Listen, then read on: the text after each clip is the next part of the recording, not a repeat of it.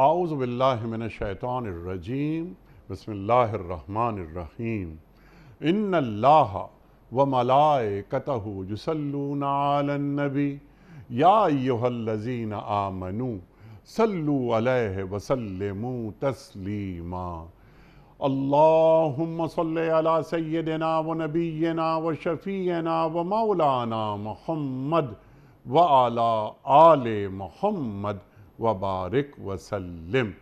محترم خواتین و حضرات، السلام علیکم۔ پیام صبح کے ساتھ ایک بار پھر حاضر میں ہوں آپ کا میزبان انیق احمد۔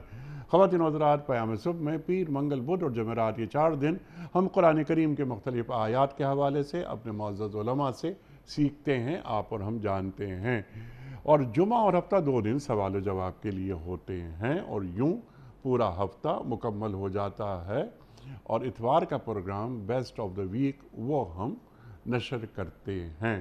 خواتین و حضرات، مقصد پیام صبح کا یہ ہے اور بس یہی ہے کہ دین سے جڑا جائے، قرآن کریم کو سمجھا جائے۔ اپنے معزز علماء کے ہم ہمیشہ بے پناہ شکر گزار رہتے ہیں کہ وہ تشریف لاتے ہیں اور قرآن کریم کا علم ہم تک منتقل کرتے ہیں۔ خواتین و حضرات، یہ سورہ بقرہ کی جو آخری آیت ہے، انشاءاللہ اس پر بات کروائیں گے۔ یہ آیت نمبر 286 ہے۔ 285 پر ہم بات کروا رہے تھے پچھلے دنوں ڈاکٹر سرفراز احمد آوان صاحب سے، اور وقت مختصر تھا، گفتگو مکمل نہیں ہو سکی تھی، تو جہاں سلسلہ کلام ٹوٹا تھا وہیں سے ہم اسے جوڑیں گے، اور آج کے مہمان بھی ہمارے ڈاکٹر سرفراز احمد آوان ہیں۔ خواتین و حضرات، اس سے پہلے کہ ڈاکٹر صاحب کا تعارف وغیرہ ہو اور میں ان کے تعلق سے بات کروں، آج یہ 286 پر جو ہم بات کریں گے، اس سے پہلے لا نفرق بین احد من رسلہ وقالوا سمعنا واطعنا غفرانک ربنا والیک المصیر، یہاں پر گفتگو جاری تھی۔ میں درخواست کروں گا ڈاکٹر صاحب سے کہ ڈاکٹر صاحب لا نفرق بین احد من رسلہ سے شروع آپ بات کیجئے گا، اور اس کے بعد یہ لا یکلف اللہ نفسا الا وسعہا، اللہ تعالیٰ 286 میں فرما رہا ہے کہ ہم کسی بھی انسان پر اس کی سکت سے زیادہ بوجھ نہیں ڈالتے۔ خواتین و حضرات، کبھی کبھی بعض افراد یہ سوال کرتے ہیں کہ انسان کو یہ محسوس ہوتا ہے کہ اس کی سکت سے زیادہ بوجھ اس پر ڈال دیا گیا ہے۔ تو اللہ عادل ہے، اللہ ایسا نہیں کہ جو انصاف سے دور ہو جائے، ایسا ممکن ہی نہیں۔ تو یہ بھی ہم سوال رکھیں گے، یہ تمام باتیں سوالات کی شکل میں اپنے معزز مہمان کی خدمت میں ہم پیش کریں گے۔ اللہ فرما رہا ہے کہ لہا ما کسبت وعلیہا ما اکتسبت، جو جس نے نیکی کمائی بس اس کا اجر اسے ہی ملے گا۔ ولا تزر وازرۃ وزر اخری بھی ہم نے قرآن کریم کی اس آیت کو بھی پیام صبح میں ڈسکس کیا تھا۔ پھر کچھ دعائیں اللہ تعالیٰ سکھا رہا ہے۔ ربنا لا تؤاخذنا ان نسینا او اخطانا، ربنا ولا تحمل علینا اصرا کما حملتہ علی الذین من قبلنا، ربنا ولا تحملنا ما لا طاقت لنا بہ واعف عنا واغفر لنا وارحمنا انت مولانا فانصرنا علی القوم الکافرین۔ اور یہاں یہ سورہ بقرہ بھی مکمل ہوئی اور آیت نمبر 286 بھی مکمل ہوئی۔ خواتین و حضرات، سوالات بہت سارے ہیں جو رکھے جائیں گے محترم ڈاکٹر سرفراز احمد آوان صاحب کی خدمت میں، جو کہ ہمارے ساتھ تشریف فرما ہیں لاہور سے۔ ڈاکٹر صاحب، میں آپ کا بڑا ممنون، بڑا شکر گزار۔ آپ نے 285 پر بھی بات کی تھی پچھلے دنوں، اور آج ہم 286 پر بھی آپ سے بات کروائیں گے۔ بات کیا کروائیں گے؟ آپ سے سیکھیں گے اور انشاءاللہ جوڑیں گے ہم لا نفرق بین احد من رسلہ سے۔ خواتین و حضرات، ڈاکٹر صاحب ایک جانا مانا نام ہے ہمارے ملک کا، جس کا بھی تعلق ذرا سا بھی علم سے ہے، دین سے محبت کرتا ہے، ممکن ہی نہیں کہ وہ ڈاکٹر صاحب سے واقف نہ ہو۔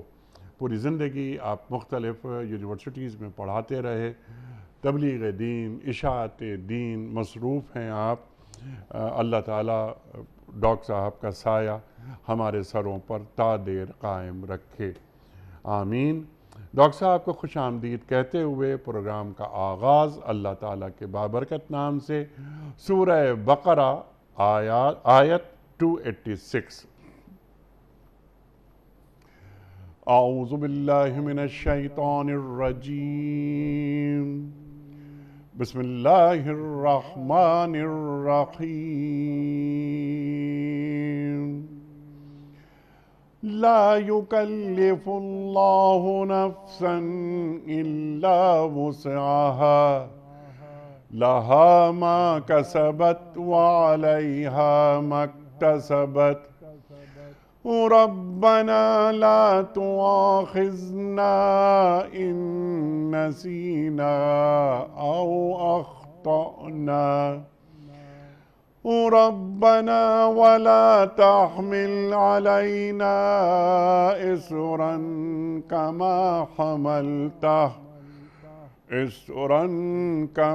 حملته على الذين من قبلنا ربنا ولا تحملنا ما لا طاقة لنا به واعف عنا واغفر لنا وارحمنا أنت مولانا فانصرنا على القوم الكافرين،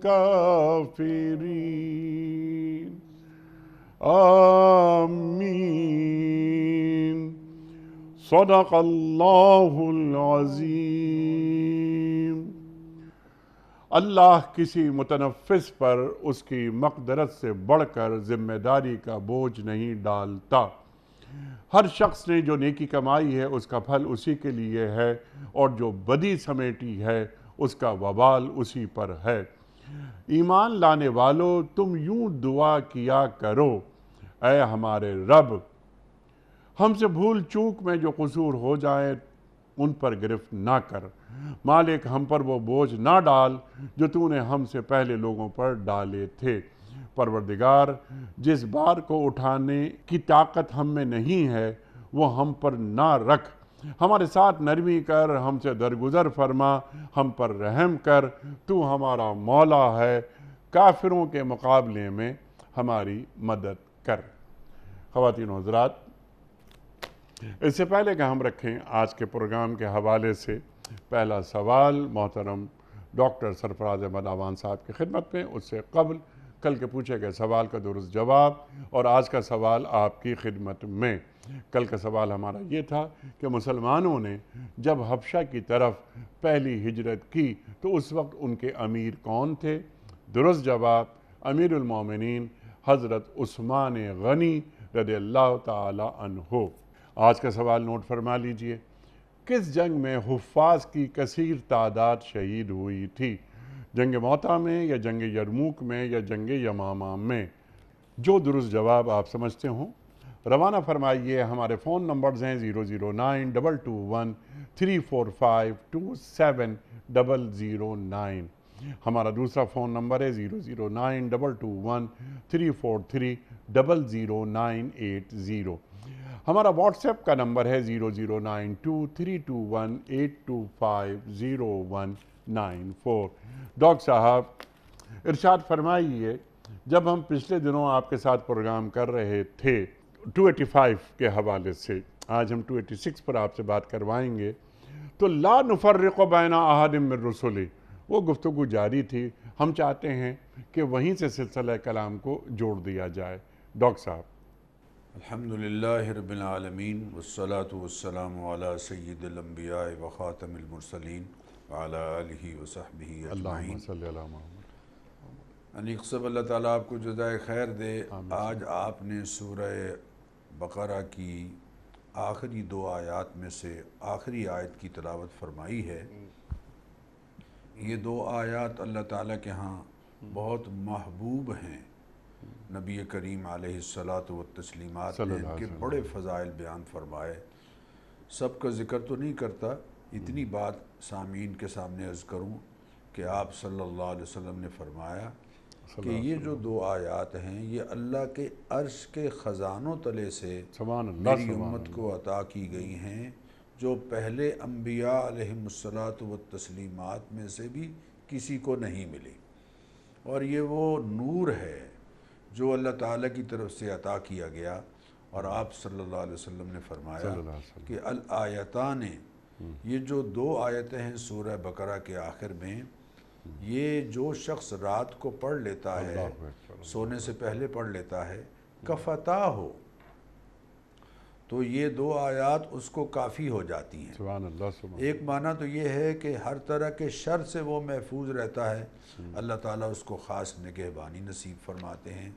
اور دوسرا معنی یہ ہے کہ کفتاہو کا مطلب یہ ہے کہ اللہ تعالیٰ ان ہی آیات کو جو قیام اللیل ہے اس کی طرف سے بھی کافی بنا دیتے ہیں، یعنی کفایت کر جاتی ہیں یہ 2 آیتیں قیام اللیل سے۔ نماز تہجد اپنی جگہ عمل ہے، لیکن اگر کوئی نہیں پڑھ رہا اور اس نے یہ آیات پڑھ دی تو اللہ تعالیٰ اس کو نماز تہجد کا اجر بھی عطا فرما دیتے ہیں۔ تو ہمیں اپنے معمول میں لانا چاہیے، رات کو سونے سے پہلے سورہ بقرہ کی یہ 2 آیات اور آیت الکرسی پڑھ کر سوئیں، انشاءاللہ اس کی برکات ہم سب اپنی زندگیوں میں محسوس کریں گے۔ سورہ بقرہ کی آیت نمبر 285 میں اللہ تعالیٰ نے جو فرمایا کہ لا نفرق بین احد من رسولہ، کہ ہم ایمان اس طرح سے لاتے ہیں رسولوں پر کہ رسولوں پر ایمان لانے میں کوئی فرق نہیں کرتے، جتنے رسول من جانب اللہ مبعوث ہوئے ہیں ان سب پر ایمان لاتے ہیں، چونکہ سب پر ایمان لانا یہ نجات کے لیے ضروری ہے۔ بدقسمتی سے ہمارے معاشرے میں کچھ خود کو پڑھا لکھا کہنے والے لوگ سورہ بقرہ کی آیت نمبر 62 اور سورہ مائدہ کی آیت نمبر 68 ان 2 آیات کو بنیاد بنا کر یہ کہتے سنے گئے ہیں، کہتے پھرتے ہیں کہ جناب رسالت محمدیہ پر ایمان لانا ضروری نہیں ہے، کوئی یہودی ہے، کوئی عیسائی ہے، کوئی مجوسی ہے اور کوئی بت پرست ہے، جو بھی ہے بس اللہ پر ایمان لائے، آخرت پر ایمان لائے، اتنا کافی ہے۔ یہ دراصل اس بات کو نہیں سمجھ پائے کہ ایمانیات کا ذکر اللہ تعالیٰ نے کن آیات میں کیا ہے اور ان آیات میں کس بات کا ذکر کیا ہے۔ اب میں عرض کروں کہ قرآن کا ایک حصہ دوسرے حصے کی تفسیر کرتا ہے انیق صاحب۔ اللہ تعالیٰ نے قرآن کریم میں سورہ نساء کی آیت نمبر 150 اور آیت نمبر 151 میں فرمایا ان الذین یکفرون باللہ ورسلہ، جو لوگ انکار کرتے ہیں اللہ کا اور اس کے رسولوں کا، اللہ پر ایمان لانے کا انکار کرتے ہیں، اللہ کے رسولوں پر ایمان لانے کا انکار کرتے ہیں، وَيُرِيدُونَ أَن يُفَرِّقُوا بَيْنَ اللَّهِ وَرُسُلِهِ، اور ایمان لانے میں فرق کرتے ہیں کہ اللہ پر تو ایمان لاتے ہیں لیکن رسولوں پر پوری طرح سے ایمان نہیں لاتے۔ کیسے؟ اللہ خود فرما رہے ہیں وَيَقُولُونَ، اور وہ یہ کہتے ہیں نُؤْمِنُ بِبَعْضٍ وَنَكْفُرُ بِبَعْضٍ، ہم کچھ کو مانتے ہیں، کچھ پر ایمان لاتے ہیں اور کچھ پر ایمان نہیں لاتے۔ جیسے یہود حضرت موسیٰ پر ایمان لائے، حضرت عیسیٰ کو اور حضرت محمد الرسول اللہ صلی اللہ علیہ وسلم کو نہیں مانا، ان کی رسالت کو نہیں مانا۔ اسی طرح مسیحی حضرت عیسیٰ علیہ السلام پر ایمان لائے لیکن حضرت محمد الرسول اللہ کی رسالت اور نبوت کو نہیں مان رہے۔ اللہ قرآن کریم میں ان کے بارے میں فیصلہ سنا رہے ہیں، نہ کسی مفتی کی یہ بات ہے، نہ کسی مبلغ کی بات ہے، نہ کسی محدث اور مفسر کی بات ہے، اللہ کے الفاظ ہیں اولئک ہم الکافرون حقا، ایسے لوگ یقینی طور پر کافر ہیں، وَأَعْتَدْنَا لِلْكَافِرِينَ عَذَابًا عَلِيمًا آخر تک۔ لیکن ان کے کفر کی وضاحت اللہ خود فرما رہے ہیں۔ اب میں آپ سے عرض کروں اور یہ بات سامعین کے سامنے آ جانی چاہیے کہ سورہ بقرہ کی آیت نمبر 62 اور سورہ مائدہ کی آیت نمبر 68 ان دونوں آیات میں اللہ نے ایمانیات کا تو ذکر ہی نہیں کیا۔ ایمانیات کا ذکر تو یہ جو سورہ بقرہ کی آخری 2 آیات ہیں یا آیت سورہ بقرہ کی آخری سے پہلی جو آیت ہے اس میں کیا گیا ہے، ایمانیات کا ان آیات میں ذکر نہیں کیا گیا، بلکہ ان آیات میں ایک فاسد خیال کا رد کیا گیا ہے، ایک غلط خیال جو لوگوں کے ذہنوں میں تھا کہ ہم چونکہ اللہ کے قریبی ہیں لہذا ہمیں کسی عمل کی ضرورت نہیں۔ اور یہود و نصارہ کہا کرتے تھے، وقالت الیہود والنصارى، اللہ قرآن کریم میں ذکر فرما رہے ہیں کہ یہود اور نصارہ کہا کرتے تھے نحن ابناء اللہ واحباؤہ، ہم اللہ کے بیٹے ہیں، اللہ تعالیٰ کے محبوب ہیں، اور لن تمسنا النار الا ایاما معدودات، ہمیں آگ نہیں چھوئے گی صرف ان دنوں، وہ دن جن دنوں میں ہم نے بچھڑے کی پوجا کی، وہ اتنے دن تو آگ میں رہیں گے لوگ، لیکن اس کے علاوہ ہمیں آگ نہیں چھوئے گی، اس لیے کہ ہم اللہ تعالیٰ کے بیٹے ہیں، ہم اللہ کے محبوب ہیں۔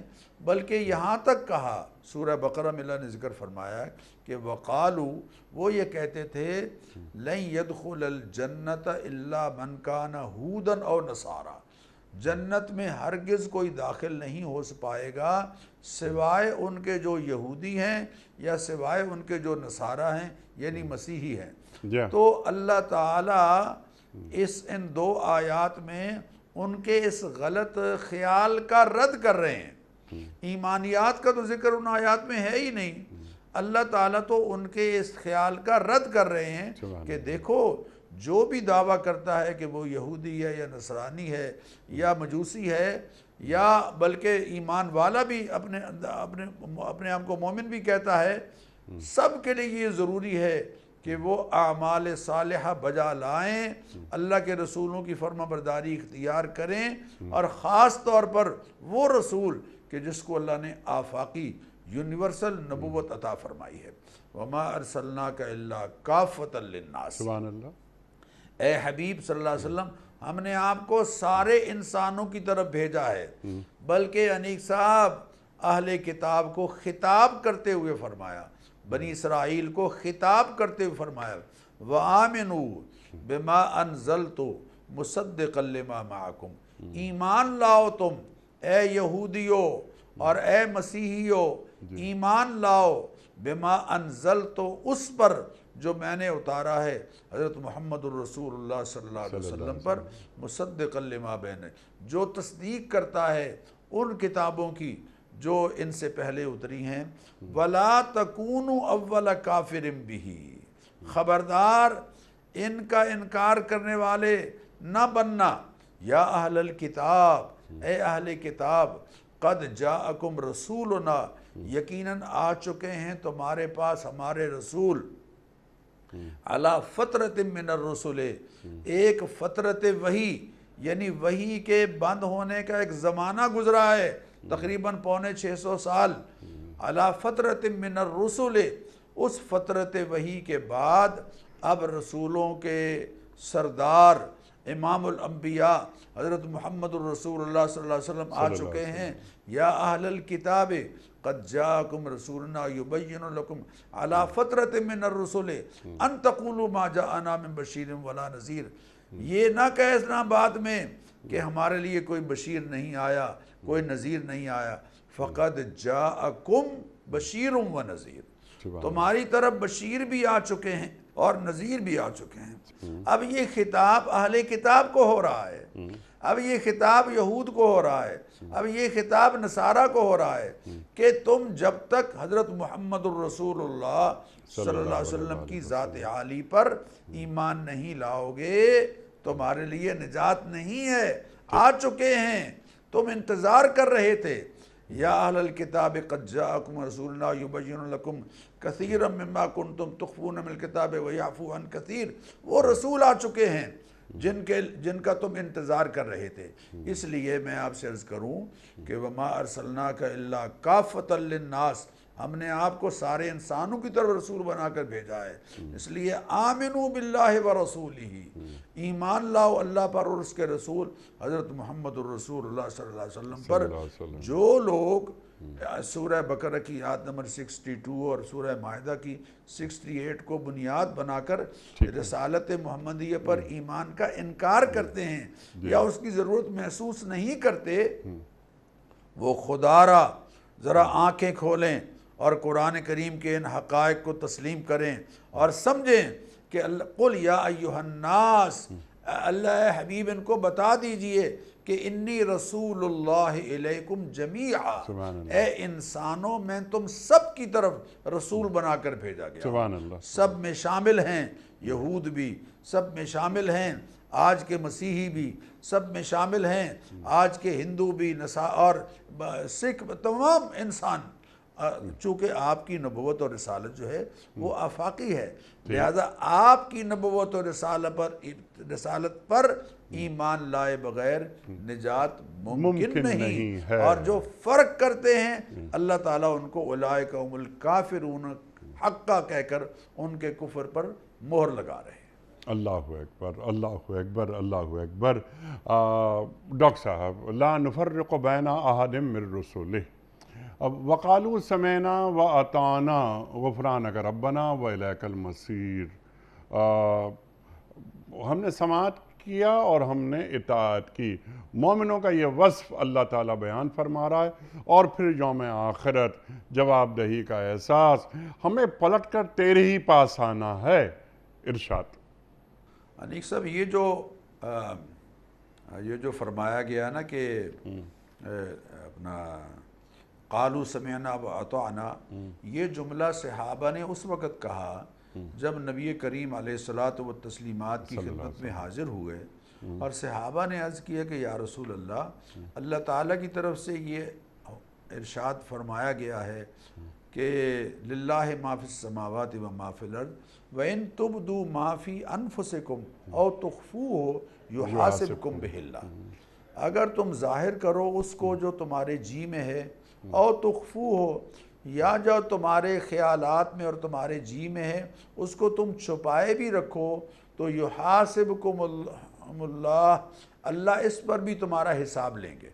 تو صحابہ کرام رضوان اللہ علیہ تعالیٰ اجمعین گھبرا گئے اور جا کر حضور اکرم صلی اللہ علیہ وسلم کی خدمت میں حاضر ہوئے، بلکہ محدثین نے حدیث میں آتا ہے کہ جا کر گھٹنوں کے بل حضور اکرم صلی اللہ علیہ وسلم کے حضور میں بیٹھ گئے اور التجا کرنے لگے کہ یا رسول اللہ، اللہ تعالیٰ کی طرف سے جو واضح احکام آئے ہیں، جیسے نماز ہے، روزہ ہے، جہاد ہے، دوسرے احکام ہیں، ان کو ہم مان رہے ہیں اور اس پر عمل بھی کر رہے ہیں، لیکن ہمیں دل پر تو کنٹرول نہیں ہے، خیالات تو مختلف آتے ہی رہتے ہیں، بلکہ بعض صحابہ نے کہا کہ یا رسول اللہ، ایسے خیالات بھی آتے ہیں کہ اگر مٹھی میں انگارہ لیا جائے دہکتا ہوا تو وہ برداشت ہو جائے، لیکن ان خیالات کا زبان پر لانا ممکن نہیں۔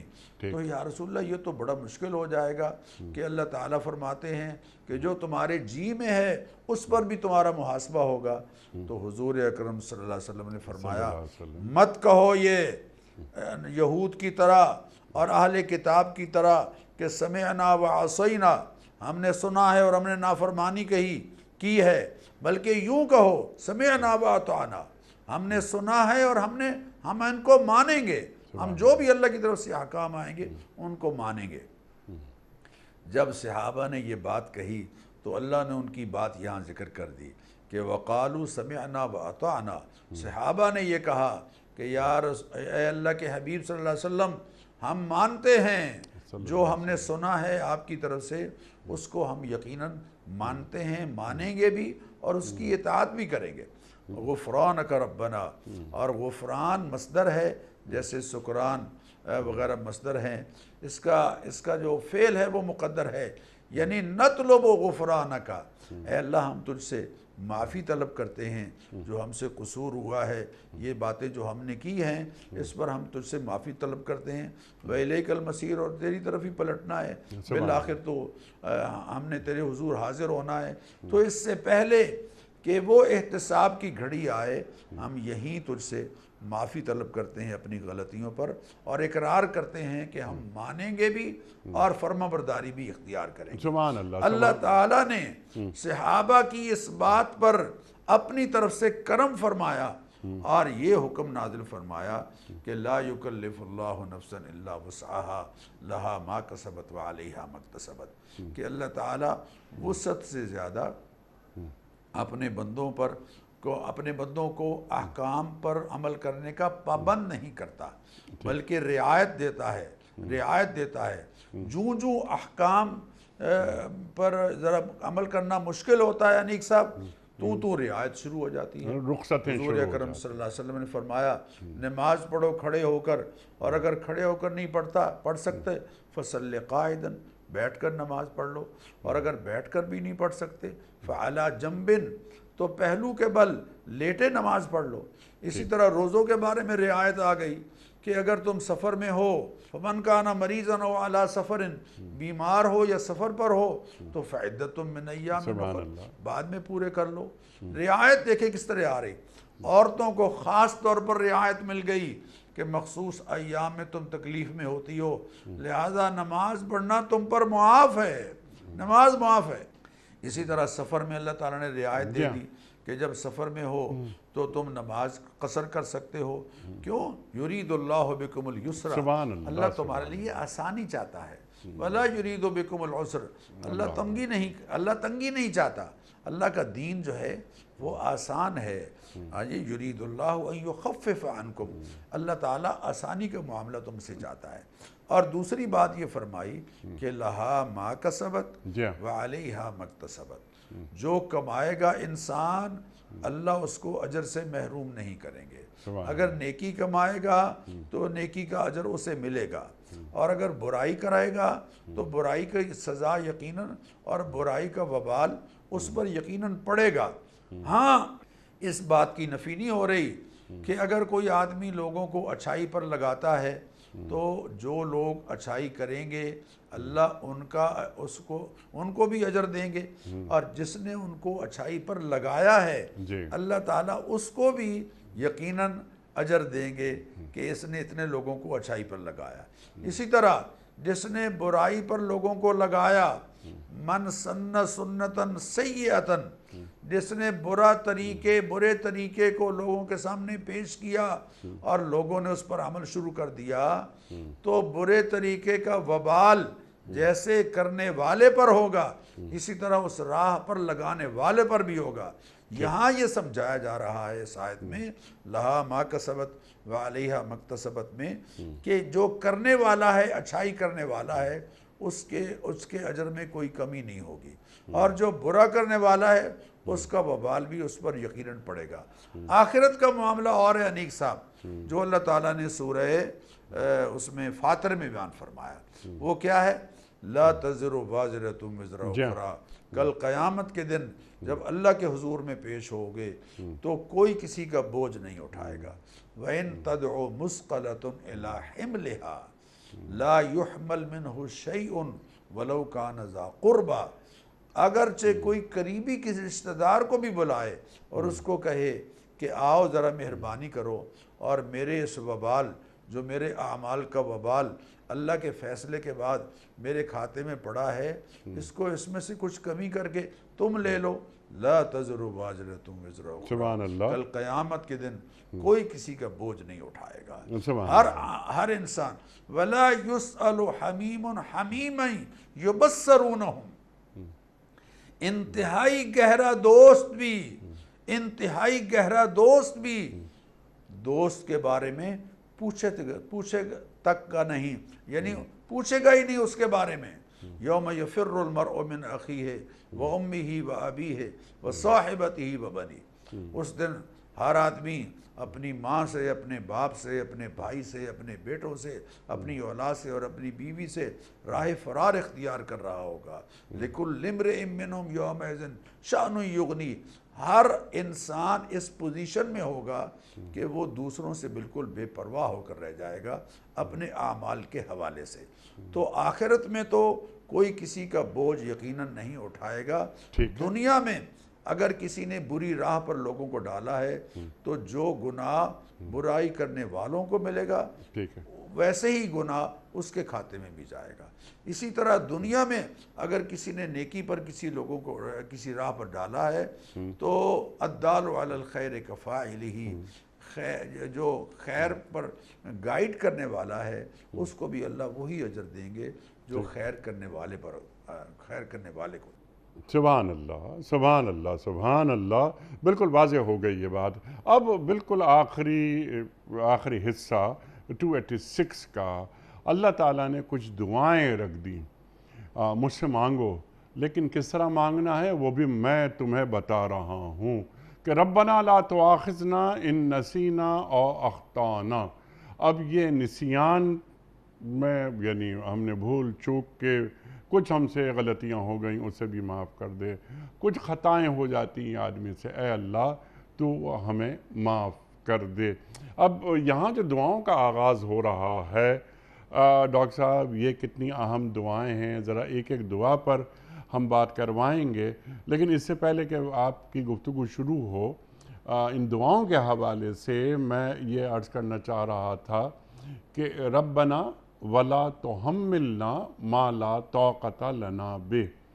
دعا ہے کہ اے اللہ ہم پر وہ بوجھ نہ ڈال کہ جس کو اٹھانے کی ہم میں طاقت نہ ہو.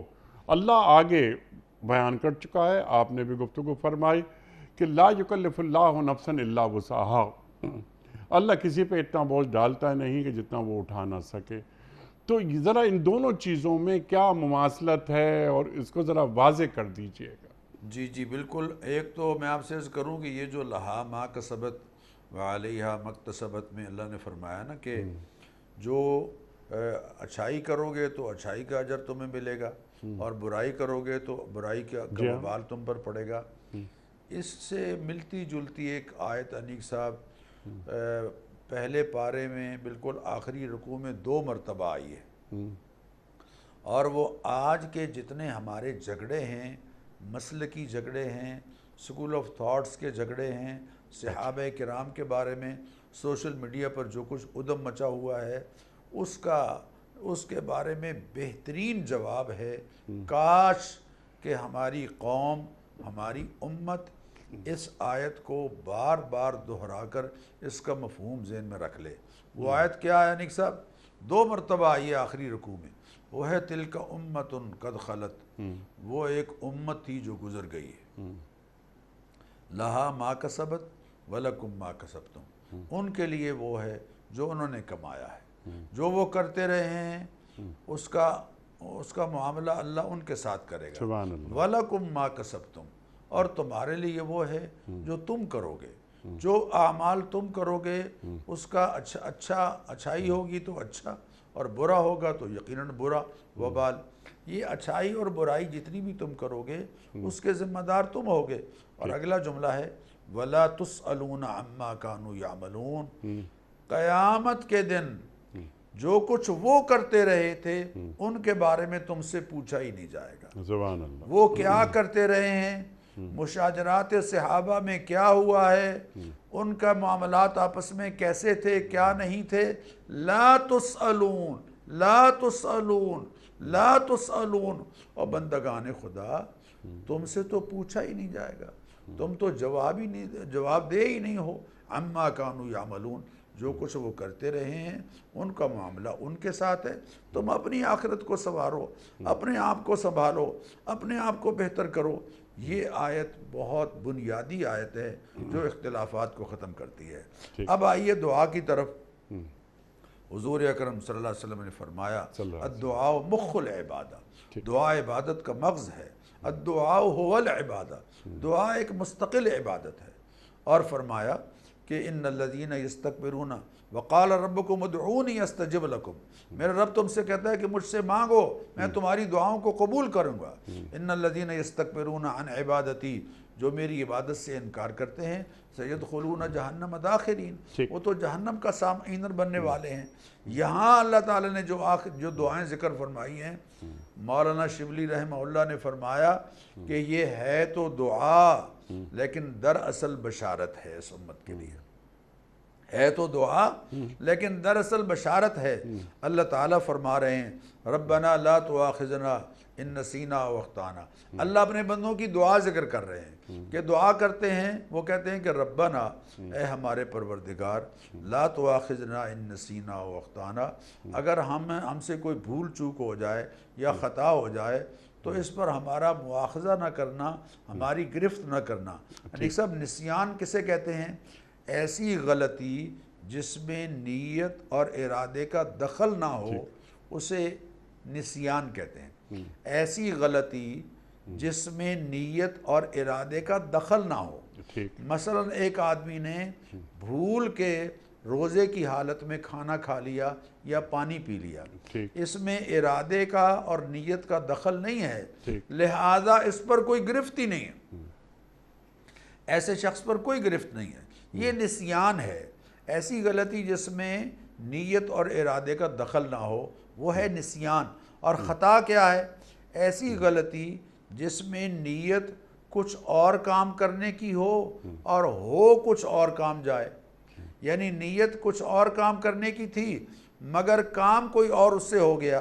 مثال کے طور پر ایک شکاری نے اپنا جو نشانہ ہے وہ اپنے شکار پر باندھا اور فائر کیا، تو فائر جو ہے بجائے شکار کو لگنے کے کسی انسان کو لگ گیا، یہ خطا ہے، اس کو بھی قتل خطا کہتے ہیں۔ اب اللہ نے اس امت پر کرم یہ فرمایا کہ اللہ کے حبیب فرماتے ہیں کہ ان اللہ رفع عن امتی الخطأ والنسیان وما استکرہوا علیہ، کہ اللہ تعالیٰ نے میری امت پر یہ کرم فرمایا ہے کہ خطا اور نسیان کو معاف کر دیا، اور وما استکرہوا، جو جبرن اس سے کوئی کام کرایا گیا اس پر اللہ تعالیٰ کی طرف سے بھی معافی ہے۔ البتہ انیک صاحب یہ ہے کہ جو خطاً عمل ہوا ہے اس کی تلافی ضرور کرنی ہوگی۔ مثال کے طور پر حضور نے فرمایا کہ جو نماز پڑھنا بھول گیا ہے جب اس کو یاد آ جائے تو وہ نماز شروع کر دے۔ اسی طرح اگر وضو کر رہا تھا اور حلق میں پانی چلا گیا، اب وضو کر رہا تھا، اس کو یاد ہے کہ میرا روزہ ہے لیکن حلق میں پانی چلا گیا تو خطاً ہوا، لہذا اس روزے کی قضا کرے گا۔ یہ تو ہے یہ ربنا لا تؤاخذنا ان نسینا و اخطانا۔ اس کے بعد اگلا جملہ ہے ربنا ولا تحمل علینا اصرا کما حملتہ علی الذین من قبلنا، اے ہمارے پروردگار جیسے پہلی امتوں پر بوجھ پڑے ہیں، مثلا بنی اسرائیل کا اگر کوئی کپڑا ناپاک ہو جاتا تو کاٹ کر اسے پاک کرتے۔ اللہ نے بچھڑے کی پوجا کرنے والوں کی توبہ کے بارے میں فرمایا فَاقْتُلُوا أَنفُسَكُمْ، ان کو قتل کرو، ذَلِكُمْ خَيْرٌ لَكُمْ عِنْدَ بَارِئِكُمْ فَتَابَ عَلَيْكُمْ، ان کو قتل کرو گے تو تمہاری توبہ قبول ہوگی۔ اسی طرح اونٹ کا گوشت ان پر حرام کر دیا گیا، اور کئی چیزیں ان پر مشکل تھیں، اللہ سے التجا کر رہے ہیں کہ ربنا ولا تحمل علینا اصرا کما حملتہ علی الذین من قبلنا، اے اللہ جیسے پہلوں پر بوجھ پڑے ہیں امتوں پر، اس امت پر بھی اپنے کرم سے اس طرح کا بوجھ جو ہے وہ یا اللہ نہ پڑھنے دینا۔ حدیث میں آتا ہے حضور اکرم صلی اللہ علیہ وسلم نے فرمایا جب بندہ یہ جملہ کہتا ہے، ان دعاؤں میں یہ جو دعائیں ذکر ہو رہی ہیں ہر جملہ جب یہ کہتا ہے تو اللہ تعالیٰ فرماتے ہیں نعم قد فعلت، ہاں میں نے ایسا ہی کر دیا ہے، سبحان اللہ، جیسا تم نے مانگا ہے میں نے ویسا ہی کر دیا سبحان ہے۔ اللہ۔ جیسے علامہ شبلی فرماتے ہیں نا کہ یہ ہے تو دعا لیکن دراصل بشارت ہے، بشارت دی جا رہی ہے کہ تمہارے نسیان پر بھی اور تمہاری خطا پر بھی تمہاری گرفت نہیں ہوگی، اور تم پر ایسا بوجھ ہم نہیں ڈالیں گے جو پہلی امتوں میں سے کسی پر ڈالا گیا۔ اس کے بعد اگلا جملہ ہے ربنا ولا تحملنا ما لا طاقت لنا به، کہ اے ہمارے پروردگار جو قدرتی آفات اور مشکلات پہلی امتوں پر آتی رہیں ہماری طاقت سے باہر ہیں، اپنے کرم سے ویسی مشکلات اور ویسی آفات اس امت پر ہم پر نہ پڑنے دینا۔ ٹھیک ہے، اچھا ڈاکٹر صاحب یہاں لا یکلف اللہ نفسا الا وسعہا اور یہ ربنا ولا تحملنا ما لا طاقت لنا بہ، ان کے مابین کوئی ظاہر ہے کوئی تضاد نہیں ہو سکتا، جی بالکل تضاد اس لیے نہیں ہے کہ یہاں ہم یہ مانگ رہے ہیں کہ اے اللہ پہلی امتوں پر جو مشکلات آئیں اور جو پہلی امتوں پر آفات آئیں اور جو تکوینی مصائب پہلی امتوں پر آئے یا اجتماعی عذاب جو پہلی امتوں پر آیا قوم لوط پر، قوم عاد پر، قوم سمود پر، اے پروردگار یقیناً وہ ہماری طاقت سے باہر ہے، تو اپنا کرم فرمانا، ایسا عذاب ہمیں نہ، ایسی آفات اور ایسے مصائب یہ ایسا اجتماعی بوجھ طور ہم پہ پر نہ اس ڈال، امت پر نہ ڈال۔ اچھا ڈاکٹر صاحب، ما لا طاقت لنا۔ جی اچھا ڈاکٹر صاحب ایک بات اور بس آپ سے سیکھ لیں ہم، جس طرح آپ نے یہ بات فرمائی، قرآن کریم کی آیت بھی تلاوت فرمائی کہ یرید اللہ بکم الیسر کی آپ بات فرما رہے ہیں کہ اللہ یہ چاہتا ہے کہ تم پر آسانیاں ہوں تمہارے ساتھ، تو پھر اللہ ہی ہمیں یہ دعا سکھا رہا ہے کہ یوں دعا مجھ سے مانگو، جبکہ اللہ آسانیاں ہمیں دیتا ہے، ہم پر بوجھ نہیں ڈالتا، وہ جس کی سکت ہم میں نہ ہو، جس کو اٹھانے کی سکت ہم میں نہ ہو۔ اس کے بعد ربنا ولا تحملنا ما لا طاقت لنا بہ، تو ہم سے یہ دعا بھی اللہ کروا رہا ہے کہ اے اللہ ہم پر وہ بوجھ نہ ڈال جس کے اٹھانے کی ہم میں سکت نہ ہو۔ ذرا اس کو واضح کر دیجئے۔ یہ اس لیے ہے انیق صاحب کہ بندہ جو ہے نا جی وہ اپنی جو اس کی کیفیات ہوتی ہیں ان کیفیات میں بعض چیزوں کو اپنے لیے مشکل فیل کر رہا ہوتا ہے مصائب اور دشواریوں کے حوالے سے، حالانکہ انیق صاحب حضور اکرم صلی اللہ علیہ وسلم نے فرمایا کہ میری امت کا معاملہ عجیب ہے، اگر اس کو تکلیف آئے صبر کرے تو اللہ اس پر اجر دیتے ہیں، اور اگر کوئی نعمت ملے اور شکر کرے تو اس پر اجر دیتے ہیں، بلکہ فرمایا کہ میری امت میں سے کسی کو کوئی غم ہو، کوئی بیماری ہو، کوئی مصیبت آئے، کوئی دشواری آئے، حتیٰ کہ کانٹا بھی اس کو چبھے تو وہ بھی اس کے گناہوں کی بخشش کا ذریعہ بنتا ہے۔ انسان کی کیفیت کا اللہ ذکر فرما رہے ہیں کہ انسان چونکہ اپنے بے صبرہ ہے، لہٰذا وہ تو مشکلات کو اور مصیبتوں کو اپنے لیے آفات سمجھ رہا ہے اور دشواریاں سمجھ رہا ہے، حقیقت اس کی بلندی درجات کا ذریعہ ہے، لہذا اللہ فرماتے ہیں کہ تم مانگو تاکہ تمہارے اندر میں اطمینان آئے، سکون آئے کہ ہم نے اس آفت سے اللہ سے پناہ مانگ لی ہے، ورنہ حقیقت یہ ہے کہ وہ آفات بعض دفعہ اور وہ بیماریاں اور وہ تکلیفیں اور وہ غم اور ہم وہ بلندی درجات کا ذریعہ بن رہے ہوتے ہیں۔ اسی لیے آگے کہا واعف عنا، اے پروردگار ہم سے درگزر فرما اور وغفر لنا، اپنی رحمت کی چادر سے ہمیں ڈھانپ لے۔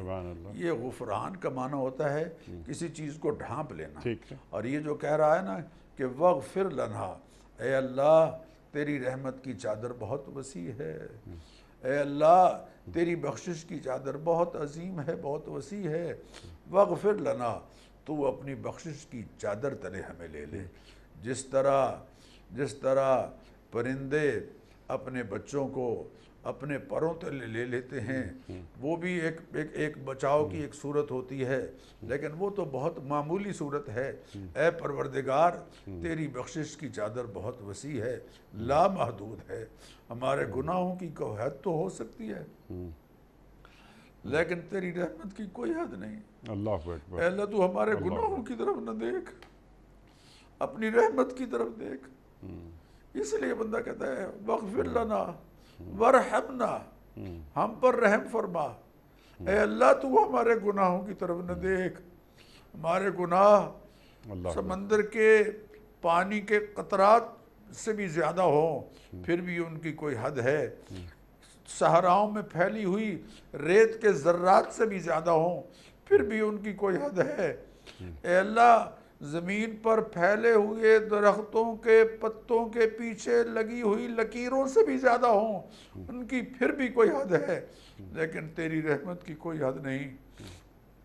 وغفر لنا، ہمیں معاف کر دے، اور ورحمنا، ہم پر رحم فرما، ہمیں کہیں ہمارے عدل کریں تے تھر تھر کمے دنیا جہان والے، اور فضل کریں تے بخشے جامن میں برگے منہ وہ کالے۔ وہ جو کسی نے کہا ہے نا کہ عدل کرے گا تو پھر کون بچ پائے گا، لہذا اپنا کرم فرما، رحم فرما، انت مولانا، تو ہمارا کارساز ٹھیک ہے ہے۔ ڈاکٹر صاحب، اب یہاں پر اب یہ کیونکہ وقت ختم ہو رہا ہے پروگرام کا، 5 منٹ رہ گئے ہیں، میرا ایک سوال آپ کی خدمت میں یہ ہے کہ یہ واعفو عنا معافی ہو گئی، جس طرح آپ نے بات فرمائی کہ بشارت ہے، یہ دعا نہیں، اللہ اکبر اللہ اکبر، جب معافی ہو گئی تو مغفرت بھی ہو گئی، مغفرت بھی ہو گئی، رحم بھی ہو گیا، اور انت مولانا، اللہ تو ہمارا مالک ہے، مولا ہے، وہ تو ہے ہی، لیکن یہ کہ واعفو عنا کے بعد وغفر لنا ورحمنا انت مولانا، یہ اللہ جو بار بار کہلوا رہا ہے، اس کے پیچھے کیا حکمت ہے؟ یعنی واعفو عنا کو، جی ڈاکٹر صاحب۔ جی جی انیک صاحب، بات یہ ہے کہ بندہ جو ہے نا جی، وہ مسلسل مانگ رہا ہے، مسلسل مانگ رہا ہے۔ یہ نماز کی جو کیفیت ہے، یہ دراصل مانگنے کی کیفیت ہے۔ آپ کسی سے معافی مانگنے جائیں، کسی سے کوئی قصور ہو جائے، تو وہ جس کی غلطی اس نے کی ہے، یا جس سے وہ معافی مانگنا چاہتا ہے، وہ جا کے کھڑا ہو جاتا ہے ہاتھ باندھ کے کہ بھائی صاحب آپ اپنا کرم فرمائیے، مجھے معاف کر دیجئے، معاف کر دیجئے۔ وہ کہتا ہے نہیں نہیں نہیں نہیں، معاف کر دیجئے، معاف کر دیجئے کہتا ہے، بالآخر کیا کرتا ہے؟ اپنے گھٹنوں پر ہاتھ رکھ لیتا ہے، یا اس بندے کے گھٹنوں پر ہاتھ رکھ لیتا ہے اور کہتا ہے کہ یار تیری مہربانی ہے، جانے دے، معاف کر دے۔ پھر بھی اگر معافی نہیں مل رہی ہوتی تو پھر بالآخر اپنی پگڑی اتار کے اس کے پاؤں میں رکھ دیتا ہے، ٹوپی اتار کے اس کے پاؤں میں رکھ دیتا ہے کہ اب تو معاف کر دے، اب تو معاف کر دے۔ یہ نماز کی جو کیفیت ہے، پہلے قیام میں معافی، پھر رکوع میں معافی، پھر سجدے میں معافی، یہی انداز ہے یہاں کہ واعفو عنا، معاف کر دے، ہمیں درگزر کر دے۔ نہیں نہیں نہیں نہیں، ہو سکتا ہے ابھی تک معافی نہ ملی ہو، واغفر لنا، بخش دیجئے، چادر سے ڈھانپ لیجئے، ہو سکتا ہے ابھی معافی نہ ملی ہو، ورحمنا، ہم پر رحم فرما دے۔ ایک ہی بات کو بار بار گناہگار اصرار کے ساتھ، جی بہترین، آپ نے سبحان اللہ، آپ کی کیا بات بیان فرمائی۔ واعفو عنا، اللہ نے معاف فرما دیا، واغفر لنا، اے اللہ تو نے معاف تو کر دیا ہے ہمیں، لیکن ہمارے گناہوں کو، ہماری خطاؤں کو، اس کو ڈھانپ دے، واغفر لنا ورحمنا، اور آخرت میں ہمیں سرخرو فرما، ہم معاف ہو گئے، ہماری مغفرت ہو گئی، اب ہمیں اللہ تعالیٰ کے سامنے جواب دہی کے لیے پیش ہونا ہے، اے اللہ تو وہاں بھی ہمیں سرخرو کر دے، انت مولانا، بالکل تیرے حدیث سوا میں آتا ہے نیک صاحب، آپ کی بات کی میں تائید اس لیے کر رہا ہوں کہ حضور اکرم صلی اللہ علیہ وسلم نے فرمایا کہ کل قیامت کے دن جو بخشش ہوگی وہ محض اللہ تعالیٰ کی رحمت سے ہوگی، اللہ تعالیٰ کی رحمت سے ہوگی۔ بلکہ حضور اکرم صلی اللہ علیہ وسلم نے فرمایا کہ مجھے بھی اللہ تعالیٰ کی رحمت ڈھانپ لے گی، اللہ کی رحمت سے ہوں گے سارے مہربانیاں اور اس کا فضل۔ ورحمنا اسی لیے کہا، انت مولانا، پھر کہہ کے یہ مزید اللہ کے ساتھ، اللہ کے رحمت کے دامن کے ساتھ چمٹنے کا ایک انداز ہے کہ پروردگار، کارساز تو ہی ہے، ہمارا کام بنانے والا تو ہی ہے۔ یہ مولا کا جو لفظ ہے، اس کے 25 کے قریب معانی آتے ہیں، لیکن جب یہ لفظ اللہ تعالیٰ کے بارے میں بولا جاتا ہے تو اس کے معنی ہوتے ہیں کام بنانے والا، کارساز۔ لنا، وہ جو کفار نے جب نعرہ لگایا تھا نا کہ لنا عزا ولا عزا لکم، تو حضور اکرم صلی اللہ علیہ وسلم نے جواب میں فرمایا تھا کہ تم کہو لنا مولا ولا مولا لکم، ہمارا کارساز اللہ ہے اور تمہارے پاس حسبنا اللہ و نعم الوکیل، نعم المولا و نعم النصیر۔ ڈاکٹر صاحب آپ کا بڑا ممنون، بڑا شکر گزار۔ فانصرنا علی القوم الکافرین، بس یہ حصہ باقی رہا، مخالفین دین کے مقابلے میں ہماری مدد فرما۔ اللہ آخر میں آمین کہیں گے۔ حضرت معاذ کہتے ہیں کہ حضور اکرم صلی اللہ علیہ وسلم نے بھی فرمایا، اور آخر میں آمین کہنا چاہیے۔ آمین۔ ڈاکٹر صاحب یہاں وقت مکمل ہوا ہمارے آج کے پروگرام کا، اور الحمدللہ یہ سورہ بقرہ کی آیات 285 اور آج 286 مکمل ہوئی، یعنی یہ گفتگو ظاہر قیامت تک چلتی رہے گی، قرآن کریم پہ گفتگو کبھی مکمل ہو نہیں سکتی، لیکن محدود وقت میں جو بنیادی موضوعات تھے ان آیات کے، ان کا احاطہ ہوا، اور ڈاکٹر صاحب ہم نے آپ سے بہت سیکھا۔ کوئز کل کا سوال ہمارا یہ تھا کہ مسلمانوں نے جب حبشہ کی طرف پہلی ہجرت کی تو اس وقت ان کے امیر کون تھے؟ درست جواب امیر المومنین حضرت عثمان غنی رضی اللہ تعالی عنہ۔ آج کا سوال نوٹ فرما لیجئے، کس جنگ میں حفاظ کی کثیر تعداد شہید ہوئی تھی؟ تین آپشنز، جنگ موتا میں، یا جنگ یرموک میں، یا جنگ یمامہ میں۔ جو درست جواب آپ سمجھتے ہوں روانہ فرمائیے۔ ہمارے فون نمبرز ہیں 0092215270009۔ ہمارا دوسرا فون نمبر ہے 0092234300980۔ ہمارا واٹس ایپ کا نمبر ہے 009232182509194۔ خواتین و حضرات، یہ وقت قرآن اندازی کا، کراچی میں کوئی مہمان موجود نہیں، ورنہ قرآن اندازی ہم ان سے کرواتے، لیکن اب یہ کام میرے ہاتھ سے سر انجام پا رہا ہے، اور آج کے ونر ہیں کینیڈا سے شکیبہ عمران۔ محترمہ شکیبہ عمران کینیڈا سے آپ کی خدمت میں دنیا ٹی وی کی جانب سے دینی کتب پر مشتمل یہ گفٹ ہیمپر آپ کے گھر بذریعہ کوریئر روانہ کیا جا رہا ہے۔ آپ کو بہت بہت مبارک ہو۔ پیام صبح کا اختتام ہوتا ہے روزانہ ایک قول پر، اور وہ قول ہوتا ہے صاحب نہج البلاغہ امیر المومنین حضرت علی مرتضیٰ کرم اللہ وجہہ کا۔ آپ فرماتے ہیں، جو شخص اللہ کے لیے کوئی چیز چھوڑتا ہے اللہ اسے اس سے بہتر جزا دیتا ہے۔ اللہ اکبر۔ جو شخص اللہ کے لیے کوئی چیز چھوڑتا ہے اللہ اسے اس سے بہتر جزا دیتا ہے۔ سبحان اللہ سبحان اللہ۔ اپنے میزبان انیق احمد کو کل تک کے لیے اجازت دیجیے۔ خدا حافظ۔